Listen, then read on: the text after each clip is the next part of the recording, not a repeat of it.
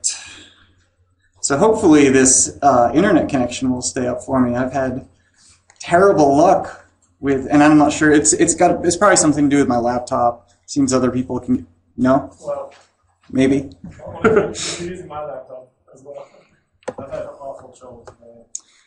So I'm going to get started, and I kind of came up with this in the last minute anyway, just this morning. So we'll kind of see how things go, and if I don't have internet access, then we can still go through some code and things like that. I just won't be able to show an internet connected demo of some of the stuff I'll be talking about, but we'll just talk through it. So this is getting down and dirty with Mobile Flex 4.5 projects. And I am Joseph Lebrecq. I am a senior interactive software engineer at the University of Denver and the proprietor of Fracture Vision Media LLC. I'm also an Adobe education leader and an Adobe community professional. So what we're going to cover is sort of a Mobile Flex quickie overview. It's going to be quick because I'm sure that you've all already seen a lot of that stuff in other sessions, so I'm not going to waste time with that. The actual sort of project that I'm going to be talking about today is called Course Media Mobile, and it's a mobile extension of a project that we have at the University of Denver, a system called Course Media that sort of catalogs and presents and arranges different media elements for use by faculty and students in learning things based on images and video and audio and these sorts of things. So I'll try to do a demo of that quickly so you can see what the actual web application looks like and how it functions. And then the Course Media Mobile is a version of that that's sort of distilled down to mobile. And we'll talk a little bit about some of the decisions that were made around that. And then we're going to talk, you're going to look through the code and everything, see how I've set up some of the different views and pushing data around and so forth. And finally, we'll talk a little bit about the sort of experience that I've had doing some cross-platform mobile stuff, particularly with Android first and foremost, and the Blackberry Tablet OS for the playbook secondarily, and iOS. iOS is something I've had in my mind. It's not something I've actually developed for yet, but you sort of have to target iOS if you're going to target all of these other different devices, especially on in the case of a university campus where right now just about all the students, if they have a smartphone, it's generally going to be some sort of an iDevice, right? So let's have a look at a quick overview of sort of how mobile projects work in Flex 4.5 for mobile. So you create a new project, and you can create two types of mobile projects. It's the Flex Mobile project and the ActionScript Mobile project. When you create an ActionScript Mobile project, you can just kind of give it a name. You can target iOS or Android right now. Tablet OS is coming. You can choose between the two different platforms, and for instance, for Google, you can give Android manifest permissions for different things like internet access. It's got access to write to the external storage or record audio or use the camera, stuff like that. With iOS, there really isn't anything like that, because what happens is when the doohickey runs on the device, it requests the user at that time for those permissions. And then there's different platform settings. So in the case of iOS, you've got iPhone or iPod Touch or iPad or all. In the case of Google Android, there aren't any specific platform settings. So what we're going to do is, actually we're not going to do an ActionScript project. I just wanted to sort of see what that was like and compare it to the options that we have when we're working with a Flex Mobile project. So we start a Flex Mobile project, and we'll just call this Mobile Flex. And we get sort of the same stuff, but we get a whole bunch of other options when we do this. So you can see in the release candidate here of Flash Builder, we don't have iOS or the Tablet OS represented as target platforms for a Flex application. As Adobe has said, they're going to push that out probably in June after it releases in May as sort of an update, right? But what we do have is these application templates that are specific to Flex. So some of the things that are specific to Flex are the templates here, and also you'll notice that you've got these application DPI you can set. And the DPI, it ranges from 160, 240, 320, depending on the device. And basically what you do when you create something with a specific DPI, there'll be some internal calculations that are done when the application runs based on the actual device DPI. So you can read in the device DPI when you're actually running something. You can read that into your application and do stuff based on that, size components differently or whatever. What this will also do is it'll compare that device API with the application DPI you've set on the application tag. And something to remember about the application DPI, you set that in the actual, whatever kind of application it is. If it's a View Navigator application, you have to actually set that in the View Navigator application tab. It's not something you can set in ActionScript. It has to be set through MXML. But you can set that to a certain thing, and it'll perform calculations based on that and try to figure out, okay, how should I scale all the different elements within this application. And you don't have to use or set any of this stuff. If you don't, it'll just sort of scale however it wants to, however big the device is, but you're going to get potentially some chunkiness and so forth, especially if you're using bitmap graphics on your buttons and your action bar and so forth. Yeah. So this is particular to Flex, and you've got these three different sort of templates you can choose from. So you've got blank, which basically, it's just like a blank Flex project, right? That you'd be using for desktop. You've got view-based, and view-based includes the View Navigator, and within the View Navigator you can push and pop views, almost like you do an array, or like a view stack or something like that. You can just keep on kind of like pushing different views up to the top, and then removing them. You can jet back to whatever the home view is, and there's all sorts of ways of managing these views. You've also got things like the application bar that you can use, which has things like a title container and a navigation container and things like that. Taking that a step further, you've got tabbed application. Tabbed application actually contains many view navigators. So each particular tab is its own view navigator. This is really only useful if you don't really have to logically go from point A to point B to point C in your application. You are able to sort of skip around to all these different view navigators to access different functionality that isn't dependent upon some other piece of functionality within your application, within another view rather. Probably for most stuff, and the application I'll be demonstrating works against a simple view-based application because it does have sort of a linear follow through here. So again, you get your permissions for Android, and these are the same permissions that you have when you create an iOS application. If you don't know how Android handles this sort of stuff, if you're familiar with Flex, or Air rather, you've got your Air application descriptor file that you can set a bunch of stuff in, right? With Android, you've got this additional Android manifest document, and it's actually built in as sort of part of the application descriptor file. So when we create this application, you'll be able to see that there's actually a section in there specifically for creating and managing that Android manifest file. And that's the file that tells the Android market and the device that it's on, what the permissions are, what the capabilities are, and all that great stuff. Platform settings, again, there aren't any platform settings for Android, so we can just dismiss that. And then server settings and build paths, that's all kind of the same.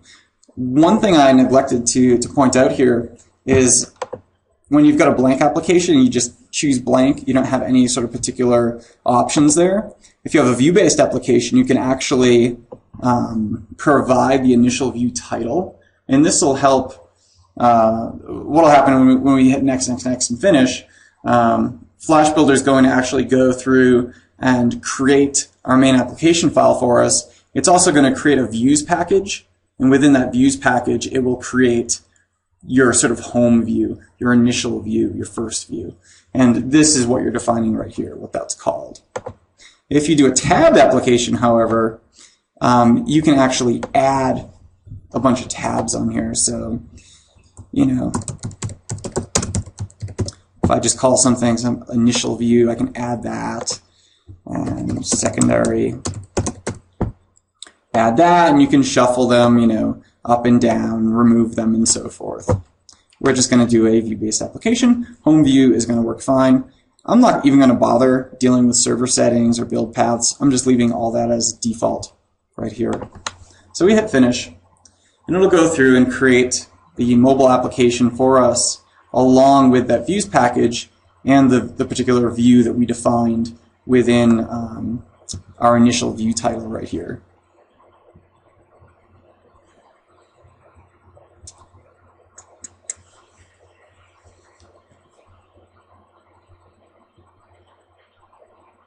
All right. There we go. So if we, my fan is going absolutely nuts right now for some reason, so that's why we're seeing it just kind of spinning there.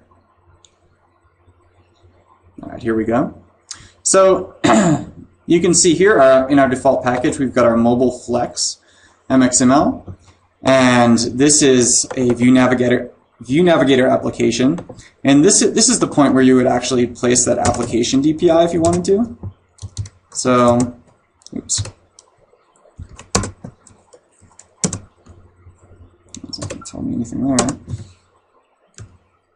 So there you have application DPI, and you can read in the AS docs here exactly, what that does and so forth. We're not going to define it right here, but that's where you put it. And along with the application DPI, when you're actually defining different icons for some of the mobile skin components, you can actually supply a different, a different size bitmap image for each one of those specific DPIs. So whatever it was, 160, 240, and 320, I think. Or, of course, you can let stuff just scale based on different things. So this is our view that we created. If you remember, when we set it up, we just called it home view. So Flash Builder went in and just appended the application name, or prepended the application name. So it's mobile flex home view.mxml. And this is of type view, right? And basically that's it. It's got a title, and you can just put whatever you want in there. And here's the actual application descriptor file. And I always go in here and just open it up in the text editor. Generally, I've noticed on some of the 4.5 builds, and I'm not sure if it's still true with this release candidate, if you just double click on it, it just opens up in that kind of funky XML mode there. And I find it kind of hard to manage that. So I just open it up in straight text edit mode. Basically, when you go down way to the bottom here, you're going to find this Android node, okay? And inside this Android node, you're going to see stuff. And most of the stuff is going to be commented out. Some of the things that are commented out or not commented out are going to depend on what you checked off when you created the application. So you can see here that we have permission to use internet access in this application. And that's the only thing I checked, so that's the only thing that we actually have access to deal with. This will actually go through and generate that manifest file when we're going to distribute our app.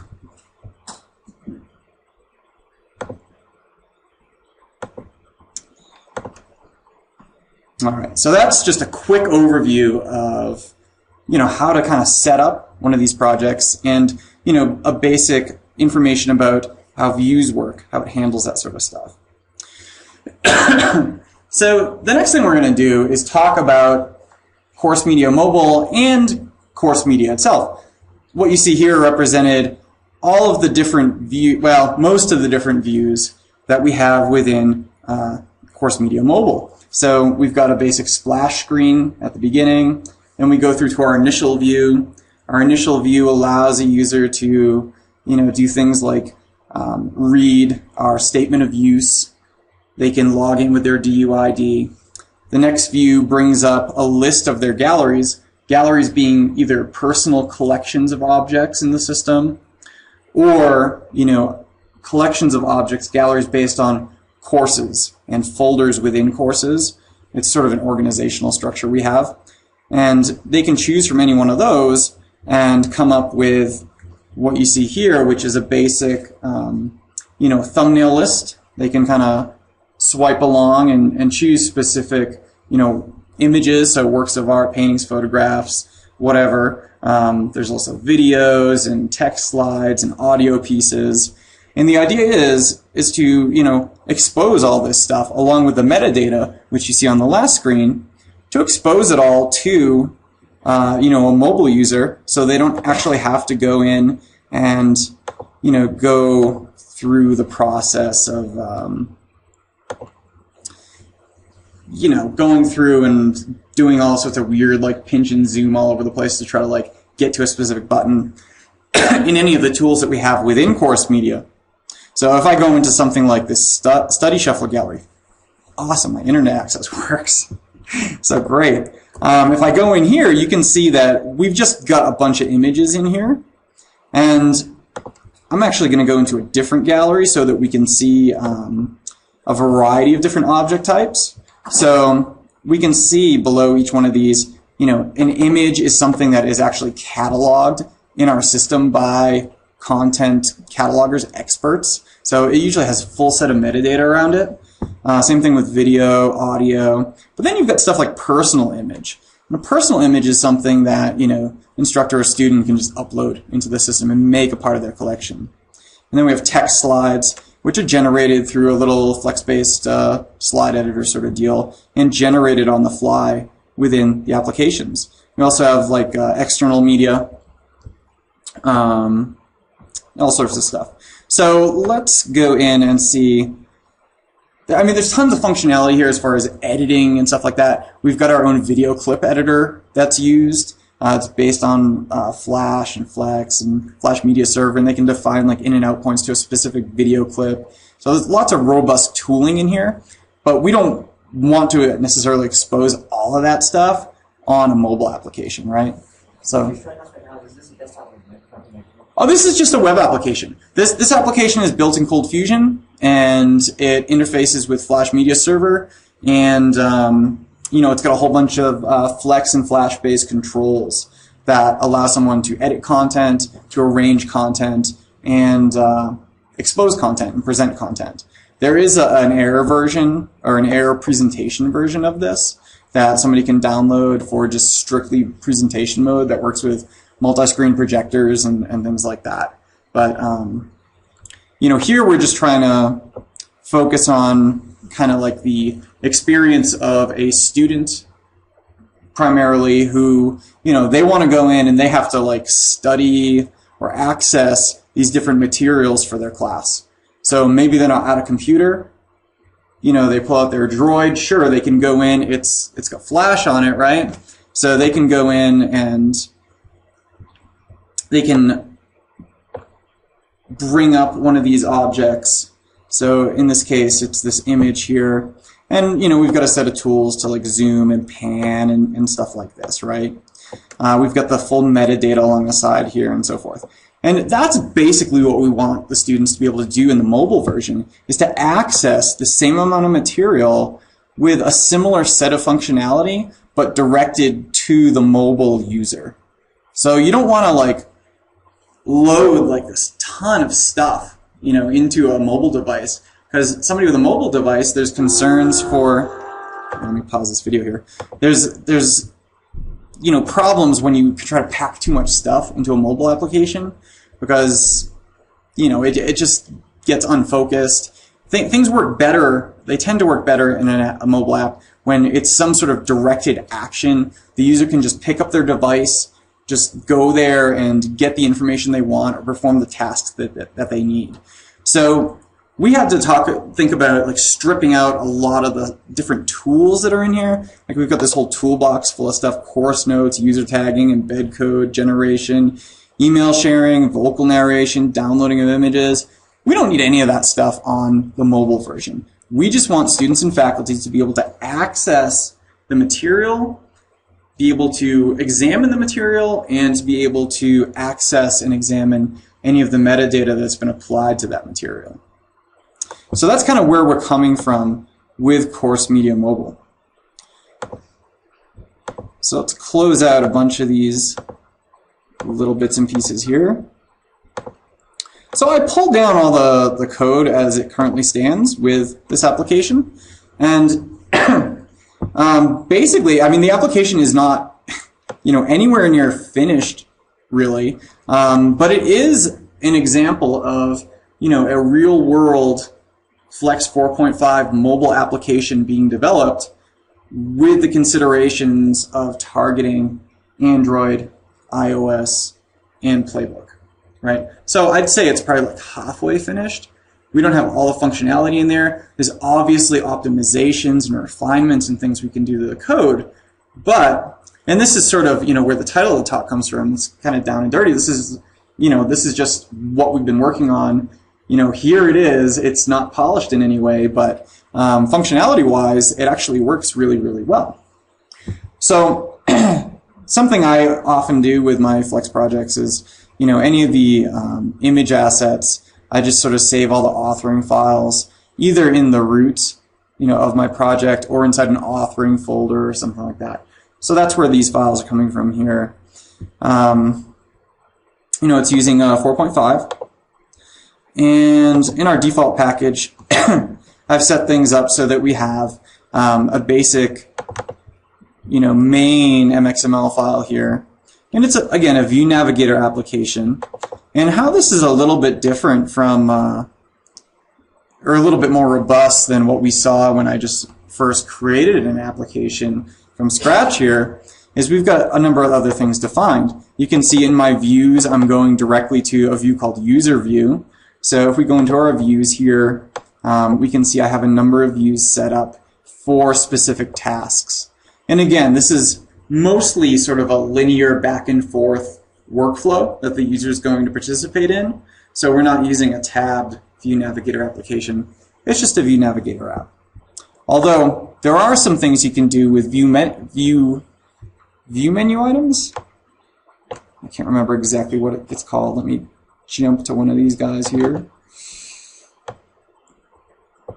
So view menu items. You can create view menu items that will activate based upon the actual options button or the menu button on an Android device. So you click that and these little guys come up out of the bottom of the screen, and you can define different actions on those. So it's almost like a little tab bar, but it's not reliant on its own particular View Navigator stack. You've just got this shared View Navigator across the entire application in this case. And we'll talk a little bit more about this as we go through, especially into the objects mode in the application. So back up to the top here, we can see that I am defining things like a splash screen image, and I'm just embedding a JPEG for that. Let's see, scale mode, I'm just saying to stretch it. It'll stretch based on the size of the screen, the dimensions of the device. So if you've got something, running on a Nexus 1, you've got something running on Android 2, it's a little bit different as far as the height goes on those devices. So this will stretch it a little bit. We could always define here, and let me go in and to design view. See, one thing I don't understand, and design view is awesome, in my opinion, when you're working especially with, mobile applications. Because you can quickly go in there and just kind of like lay stuff out, and then, go into your code and actually just code everything up, knowing that stuff's already laid out here. For instance, in my user view, let's send these guys over to the side there. if I go into design view and my user view, and let's go down to like 50% or something. So you can see here, for each view that I've created, you can create different states, just like you do a normal Flex application.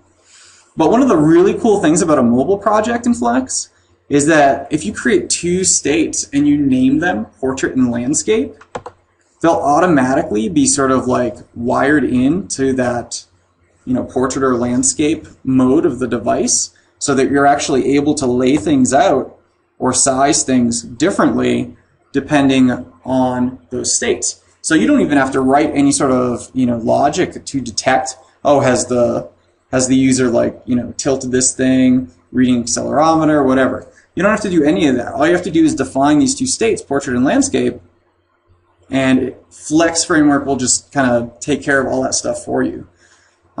So, you know, design view here, you know, I find it really useful, especially when comparing between portrait and landscape mode.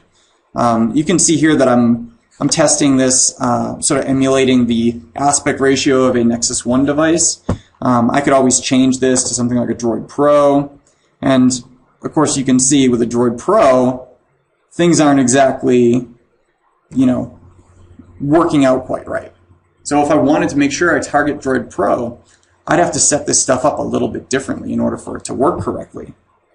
If I go into portrait mode, it works a little better, but still, you know, you've got this much smaller screen on a Droid Pro than you do on a Droid or a Droid 2, right? So here's Droid 2. So, you know, it's often said that, you know, if you're doing this stuff, you know, get all of these different devices, you're going to have to test. That is ideal, but a lot of people, especially on a limited budget, don't have the access to, you know, all of these devices. Another thing you can always do is, like, you know, go into Best Buy or something, or, you know, a phone shop and take care of it that way. Just kind of pull up your application, download the APK on one of their devices, and just test it wherever you are, right? But even that's not ideal, because then you're going to have salespeople bugging you and that sort of stuff. Something I've created here, just because the resolution on my screen is kind of terrible on this machine. It's an older machine. It's over 2 years old now. I should probably get a new one for stuff like this. But I've created this device profile here called imaginary device, because it's, you know, the sort of resolution that I've defined here doesn't really exist on any device that's out there. But if I were to go through and set up my run configurations, you can see I've got one created here called CMM Desktop, and, you know, targeting Google Android. So on the desktop, you could also choose device, and I'd be able to plug in my USB and actually have it deploy to the device and so forth. But you can choose from all those same profiles here that you see in design view, and you can also configure others. So I configured this imaginary device, and I can edit that if I want to. Some of the things you can edit, you know, portrait mode width, portrait mode height. You can also change the landscape width and height if it was potentially different, right? You can also set up what your PPI is on a particular emulated sort of view of this device. So I'm not going to save any of that stuff.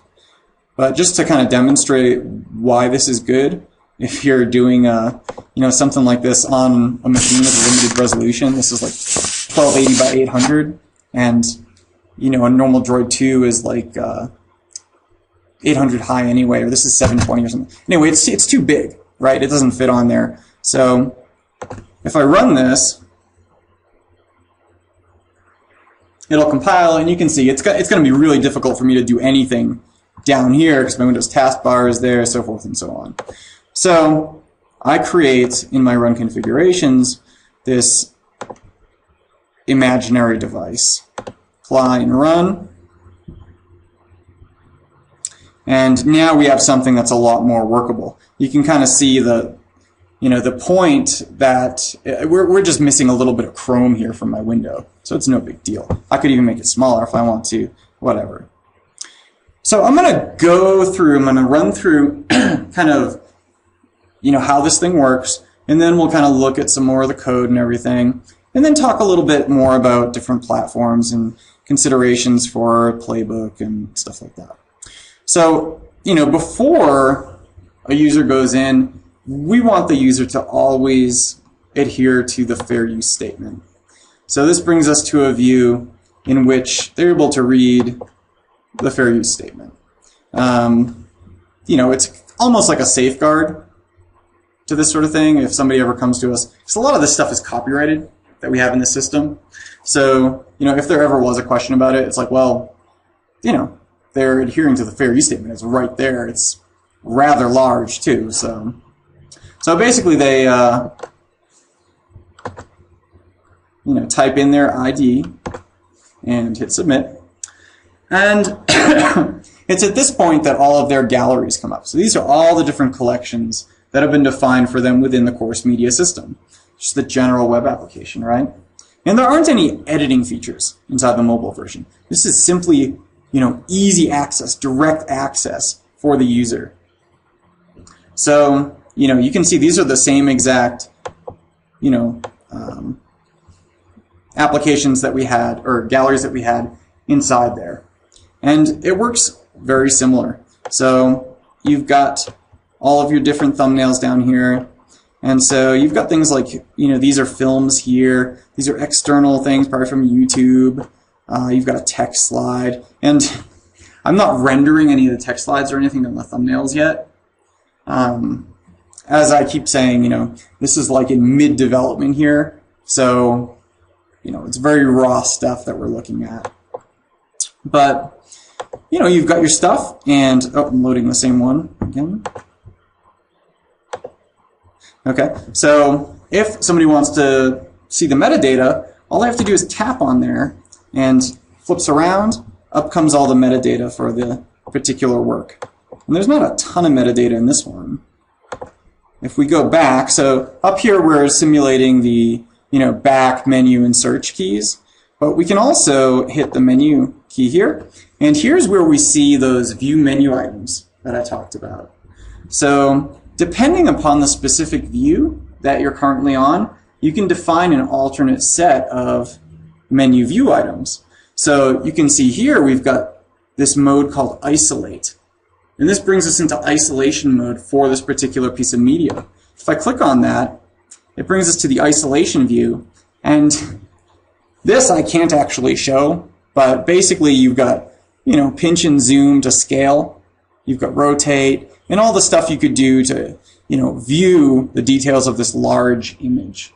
And this is actually the largest derivative image that we have in the system that I'm bringing down for this, so that when you do scale it and so forth, it still looks nice up to a point, right? You can really get in there and have a look at Saturn's eyes or whatever. So you can see on this view, if I hit menu again, so I obviously don't want to put isolation mode in here, right? Because I'm in isolation mode. So I can choose to exit the application or go back to my galleries. When I go back to my galleries, I can choose something else here. So maybe I'll choose Study Shuffler. In case anybody has seen my presentation at Adobe Max last year, Study Shuffler was sort of the prototype version of what we're working on for Course Media Mobile. So that was, very basic prototype that I started just kind of playing around with when I first, started getting the pre-release bits and everything. It was all very, very just kind of throw stuff together, just to see, just to experiment, that sort of thing. This is actually, a product that we are, going to distribute. This is the real deal. So, this works the same sort of way as any of the other galleries that you just saw. Basically, you can click on something, and this particular image, I just happen to know that this one has, a full set of metadata attached to it. So, you can imagine an art history student, they're on the train or the bus or something, and they're going to school, and, they've got an art history exam that's in like an hour. They can go through and they can, try to memorize the date for a particular work, the artist. They can view all this background descriptive information on the work. You know, it's a really good resource for the student. Yeah? How do you get to them? Oh, you just click on the image. So it's a touch tap event or a tap gesture, tap gesture. And you basically can just kind of flip the...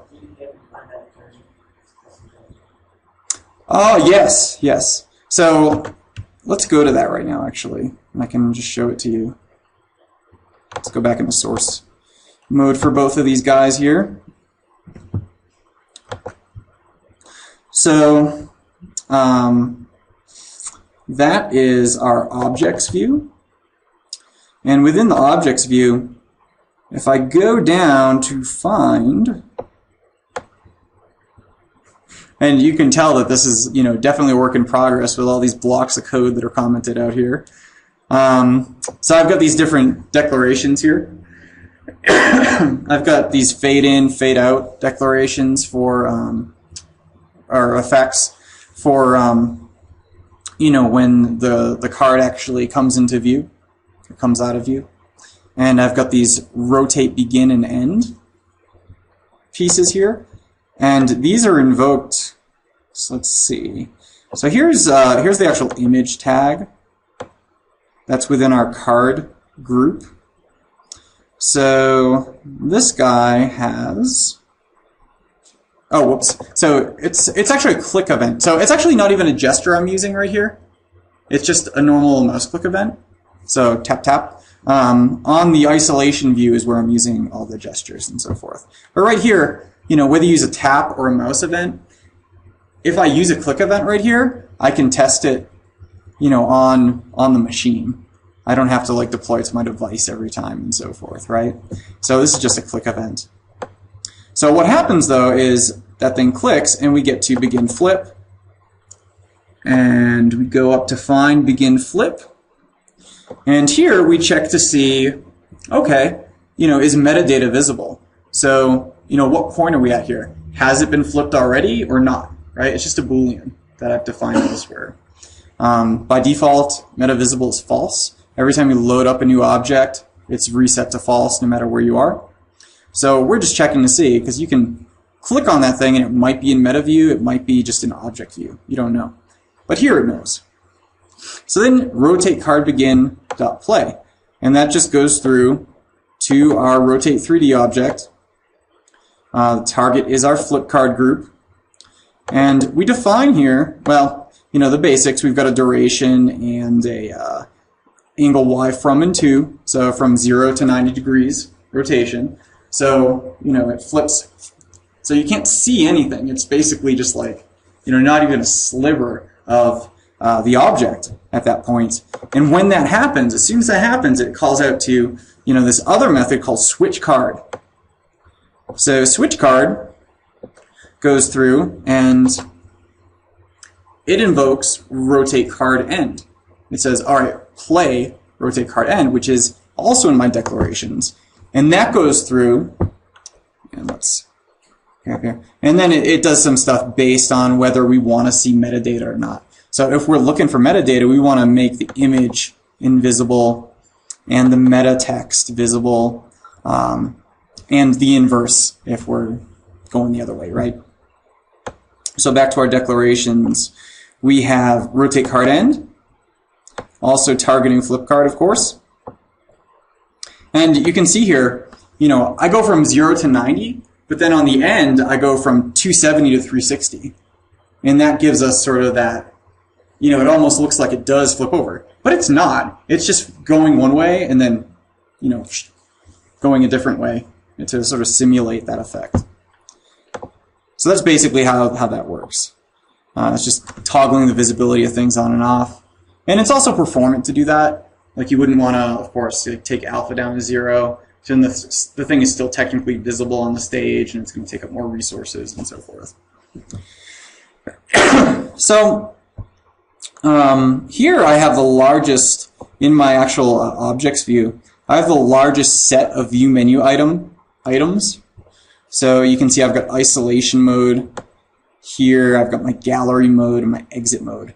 Exit mode is everywhere. That's across all my different views because, that should always be available for the user to be able to exit the application. And this goes out to, of course, the parent application where I've defined a bunch of sort of global functions and things like that. This is where I handle all my data and all of the stuff that needs to happen throughout the application. So my data calls are in here. This is invoking a remote cold fusion server through AMF, and it's bringing back, remote object sets and so forth. So this is where all that stuff happens. So I've kind of separated, and I'm not sure if this is the most efficient way of doing this, but it kind of makes sense for now.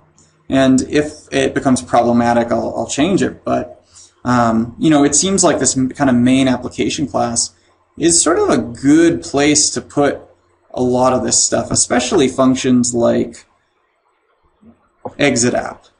So, I want to be able to invoke exit app from anywhere. I want the user to be able to exit the application.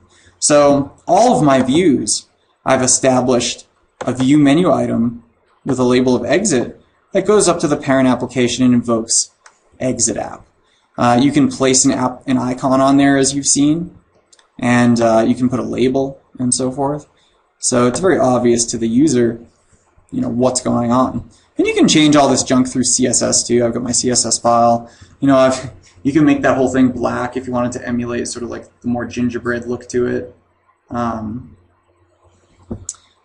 When you're talking Android, of course. So, yes. So there are all those little guys. And you can see here, for something like isolation mode, what am I doing? I'm actually invoking the view navigator here. So every application that is either a view navigator application or a tab view navigator application, has one or more view navigators. So I'm saying this navigator, that's going to invoke the view navigator that this view is a part of. Okay? And when you push view, and let me kind of show you some of the different bits and pieces you have here.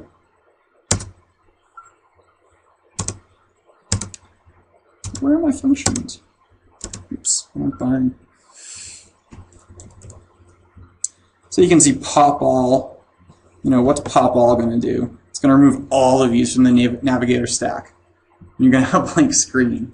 So that's probably not what you're going to want to do for most things, but it might be useful in some circumstances. Pop to first view. It's going to go to whatever was there first, the first view that came up in your application. And then pop view pops the current view off the navigation stack. So that's a way to kind of go back in history, right? And aside from pop, you've also got push. So, oops. What did I just do? Ooh.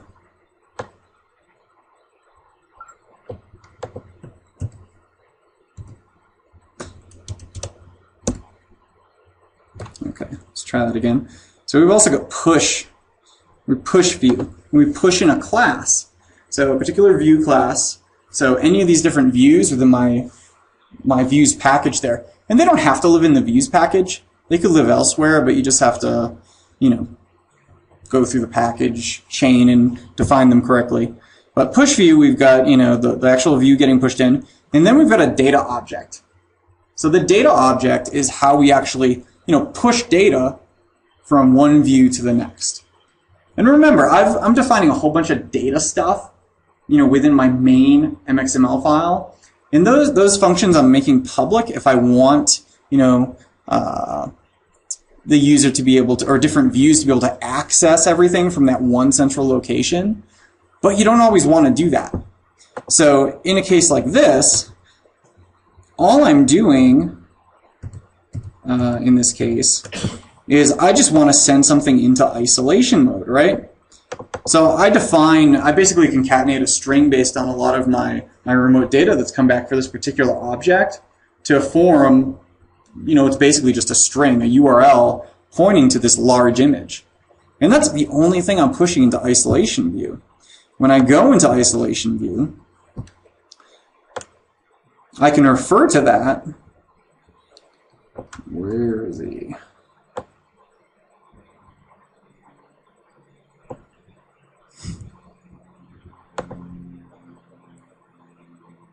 Oh, there he is. So you can just refer to that as data, right? So it's almost like using an item renderer in traditional Flexwork.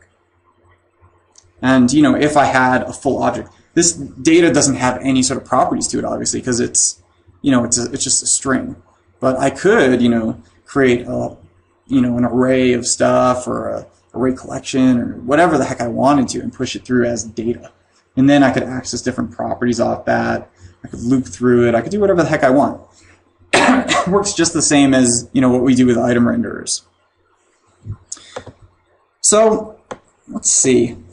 I guess before we move on to the next bit, actually, how am I doing for time? Oh, really? Okay. So is there anything that anybody wants to see, like in the code in the application, before we start talking about, you know, other sort of platforms and stuff like that?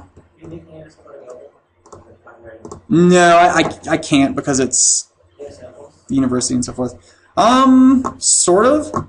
I'm writing a book on this stuff, and I'll talk about that at the end. But most of the samples that I've created for, you know, doing stuff for Android and whatever else, you know, is stuff that I've done for the book. So I can't, you know, really make that stuff public either. But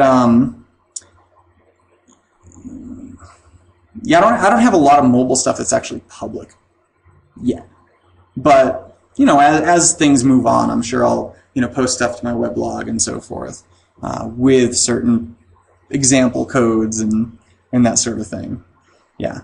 It's just I can't do specific things from here because it's sort of university property, and I can't do stuff from my book necessarily because my publisher will wring my neck sort of thing. So, but you know, there's the online database, you know, for lack of a better term, the bunch of stuff out there about, you know, how to work on all this mobile stuff. It's just growing and growing all the time, from different weblogs and articles and video tutorials and things like that. And you know, with all the announcements today, I can only imagine that, you know, Adobe's got a ton of resources out there. I haven't looked at what's out there yet, but I'm sure DevNet has a slew of new stuff about this. And you know, it's only going to have more and more examples on the web as people sort of generate them. Yeah, so that's what I'm getting to next here, is, you know, talking about that sort of stuff. So, you know, I mentioned in the beginning that obviously I'm doing all of my work right now targeting Android. Because Android, you know, as you know, I mean, iOS sort of is catching up as far as the sort of Flex and Air world, just because Adobe, you know, stopped working on it for almost an entire year, right? Oh, it is. Yeah. Well, it's just about in June, I guess, right? But more or less caught up, right? We just don't have access necessarily to it yet. But yeah, I mean, basically they have parity now between Air for Android, Air for iOS, and even, you know, Air for QNX. So, or Tablet OS, or whatever the Air for term they're using for the Blackberry stuff, right? So, you know, I've got a huge amount of experience doing Air for Android. I've got a pretty good amount of experience doing stuff for Playbook as well. I've got like 3 or 4 different apps in the Android market. And, you know, honestly, most of them are just small experiments for myself, things that I would find useful or fun to use, that I've sort of put out there for other people to access, right? So I don't have like something that I actually created with the intention of, oh yeah, this is a product or whatnot. This Course Media Mobile is going to be, the first kind of large mobile application that I'm undertaking. And, with my experience with Air for Android, it's definitely the easiest to work with, just because you've got all this experience, or if you've been working with it, you've got this huge amount of experience and knowledge base that you've collected since the pre-releases started happening for Air for Android, which was like last January or February is when I first started getting into that stuff. So, I've been working with Android for well over a year, Air for Android. So, it's a logical place for me to start. I know most other people, started with the iPhone packager or whatever it was called, before, the conflagration happened and everything. But, so other people are coming at it from a different perspective. I'm doing everything on Android first. I've ported stuff over to Playbook, and actually porting stuff to Playbook is really easy because you can take the exact same amount of code with, certain bits that aren't applicable to something like the Playbook. So for instance, the Playbook, doesn't have a menu key. So if we export this for Playbook, we're going to have to find a way to not have that stuff in there, or, just have some other way of accessing those particular pieces. So maybe some of the bezel swipe gestures on Playbook, right? So this big black bezel around there, that's kind of where you can, do all these different gestures that do things like, reveal an application, minimize an application. You can actually flip the screen to portrait view by doing like this weird diagonal swipe thing. So there's all sorts of kind of different, the users, if somebody's using a Playbook, they don't expect to, do certain gestures the same way as they do on Android. And, it's probably going to be the same way on iOS. I have never developed anything for iOS, mostly because I've always been like, a portion of the sort of development process, you have to use a Mac to do either. There's one part that you actually have to use an Apple device for, and I don't have access to a lot of Apple devices, and I'm more of a Windows person, so I've sort of shied away from it just from that perspective. But I definitely want to target iOS for something like this. As I mentioned at the beginning, there's tons of my clients who are students and faculty who, they have iOS devices. It's either iPhone 3GS or iPhone 4 or whatnot. That, there's iPads everywhere. It's, I got to support iOS. So this is probably sort of forcing me to have a look at that side of things. But one of the pieces that I was always sort of wary of with iOS was, the complaints from other developers at sort of some of the difficulty points in developing for that, and the approval process and all that stuff. But, after working with the Blackberry Playbook, kind of the developer process as far as submitting applications and, signing the apps and all this sort of stuff, it almost makes the stories I've heard about iOS seem very, very tame. So my work with the Playbook has sort of, made me a little more iOS friendly, I guess, and a little less apprehensive about developing for that platform. But, as I mentioned, like comparing Android with iOS. With Android, you've got 4 buttons that are, with any of the Android 2 stuff, you've always got your menu or options button, your home button, back button, and a search button. iOS doesn't have any of those buttons. They've got just the one button. So, you can't use a menu button with iOS. You're going to have to find another way around that. So what way is that? Well, you can always detect in the application, what platform is this? Is this iOS? What's the chip architecture? There's lots of system data you can pull in at the beginning. And then, you know, maybe you've got a little button somewhere on here, right, in the application that, you know, performs the same action as the Android menu. If you're on Android, visibility is turned off for that particular button, so nobody sees it. If you're on iOS, well, there it is, so they can access different menu items in some way. So, you know, you've got to think about some of these things, and, you know, I definitely have to think about some of these things as I go through here. The next logical step after I nail down all of this core functionality is to say, all right, so I've got the Android application as the base, and I can test it on a bunch of different devices because I have a few Android devices. Now, you know, if I port it to Playbook, what are some of the differences I'm going to have to adapt to? There's definitely, you know, the screen size from going from an Android phone to a Playbook tablet. And it'd be the same thing if I'm, you know, publishing this for a Zoom or something, or Galaxy Tab. I'm going to have to think about the size of the thing and how it's laid out. You saw when I switched, you know, to a Droid Pro, there wasn't enough room on the screen for what I had laid out there, right? So it's problematic. You know, I don't think there's ever going to be a way to, you know, write once and publish everywhere that simply. But, you know, the bulk of the stuff, and I'd say I'm guessing probably like 90 to 95% of the stuff that I've already done in here is just going to work across these different platforms. Anything else, yeah, I'm going to have to make adaptations to, make changes for, and, you know, leveraging Flex Mobile, you know, that does a lot of the layout and the structural stuff for me. It does a lot of that scaling, the device DPI stuff.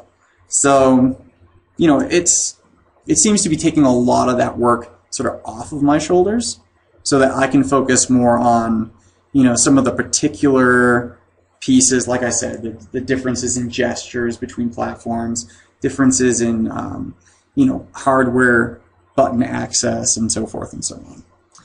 So, you know, that's basically the next step after getting all the core functionality down. Now we have to start testing and accounting for and planning for all these other devices.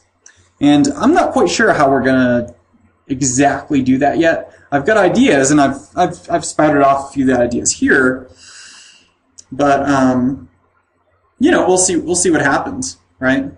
It's something I'm definitely, you know, actively looking at. You know, as I said, this is all raw. What I'm doing, it's down there. So I'll have time for questions in a minute. I'll just kind of burn through the rest of my slides. As I mentioned, I've got this book. It's the Flash Development for Android Cookbook, and it's in the raw program on Packed right now. So you can actually pre-order the book and access sort of the raw chapters as they're being written, sort of thing. All of the drafts have been written for it. It's basically almost halfway through rewrites, and they should be updating the raw stuff every couple of weeks. Up until today, probably like half of the chapters were not available just because the information was under embargo.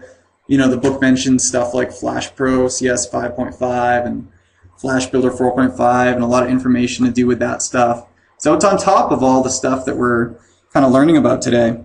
But yeah, hopefully they'll be able to update that really soon with those sort of missing chapters and missing recipes that allude to these different things. And I've got the link there. It's just bit.ly/Flash Android book. And you know, the print and the final ebook is probably expected around June. So hopefully soon. Still going through that process. So if you want more information, if you want to see kind of, because I blog about, you know, Playbook and Android and all sorts of stuff all the time. You know, my blog is inflagrantedelicto.memoryspiral.com, and you can follow me on Twitter at Joseph Lebrecq.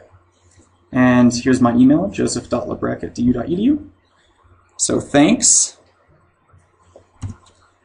And are there any other questions?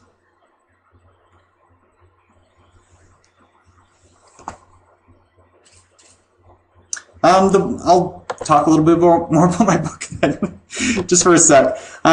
Something that I've been trying to emphasize here is while I do talk about Flex and Flash Builder and everything in the book, almost all the recipes that I've written are just pure ActionScript 3. So people should be able to just pick it out, just plop it into whatever environment they're working in. If you're working in some sort of a framework, if you're working in MXML, if you're working in Flash Pro, if you use Flash Develop, whatever. It's meant for, just picking up this chunk of code, throwing it in there, seeing how it works, so that you'll be able to use it in your application or your tests or whatever. So I'd appreciate people spreading the word about that. So I sell lots of books. So, all right, thanks.